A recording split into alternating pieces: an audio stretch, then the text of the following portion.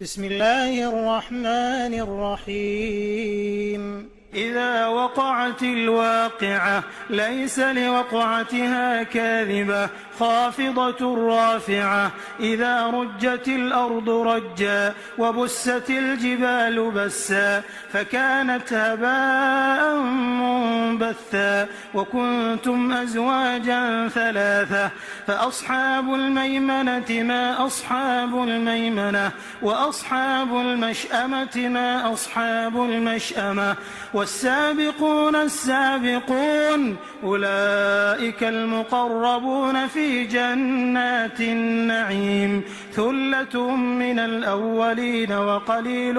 من الآخرين على سرر موضونة متكئين عليها متقابلين يطوف عليهم ولدان مخلدون بأكواب وأباريق وكأس من معين لا يصدعون عنها ولا ينزفون وفاكهة مما يتخيرون ولحم طير مما يشتهون وحور عين كأمثال اللؤلؤ المكنون جزاء بما كانوا يعملون لا يسمعون فيها لغوا ولا تأثيما إلا قيلا سلاما سلاما وأصحاب اليمين ما أصحاب اليمين في سدر مخضود وطلح منضود وظل ممدود وماء مسكوب وفاكهة كثيرة لا مقطوعة ولا ممنوعة وفرش مرفوعة إنا أنشأناهن إنشاء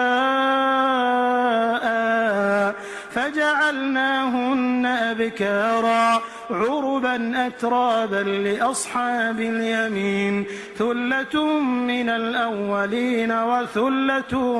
من الآخرين وأصحاب الشمال ما أصحاب الشمال في سموم وحميم وظل من يحموم لا بارد ولا كريم إنهم كانوا قبل ذلك مترفين وكانوا يصرون على الحنث العظيم وكانوا يقولون أئذا متنا وكنا ترابا وعظاما أئنا لمبعوثون أو آباؤنا الأولون قل إن الأولين والآخرين لمجموعون إلى ميقات يوم معلوم ثم إنكم أيها الضالون المكذبون لآكلون من شجر من زقوم فمالئون منها البطون فشاربون عليه من الحميم فشاربون شرب الهيم هذا نزلهم يوم الدين نحن خلقناكم فلولا تصدقون أفرأيتم ما تمنون أأنتم تخلقونه أم نحن الخالقون نحن قدرنا بينكم الموت وما نحن بمسبوقين على أن نبدل أمثالكم وننشئكم فيما لا تعلمون ولقد علمتم النشأة الأولى فلولا تذكرون أفرأيتم ما تحرثون أأنتم تزرعونه أم نحن الزارعون لو نشاء لجعلناه حطاما فظلتم تفكهون إنا لمغرمون بل نحن محرومون أفرأيتم الماء الذي تشربون